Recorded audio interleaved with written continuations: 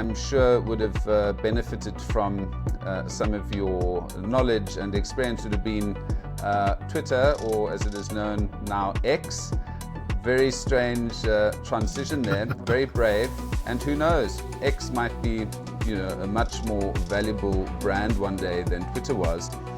And just fascinating, I'm sure we could bang on about that a little bit in terms of how that rebrand worked. But any comments on that, before Jeremy? you, can I interject? Because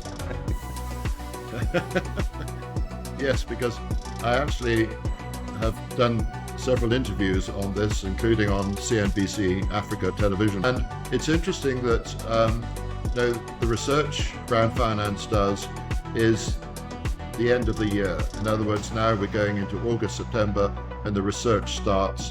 And as I mentioned, the results start coming out from January. But in Twitter's case, in January this year, its brand had been valued at, I think it was roughly 3.5 billion US, whereas January in the previous year, it was valued at 5.8 or so. In other words, it had lost 30% of its brand value January to January. And I think we all agree that since January this year, it's lost a bit more value before becoming X. And then someone says to me, well, you know, that's terrible.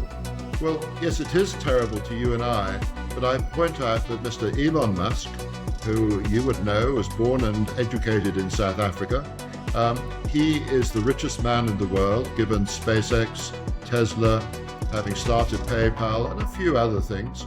And he is currently worth something like 240 billion US. In other words, what is going from Twitter to X cost him in brand value? Less than 1% of his assets.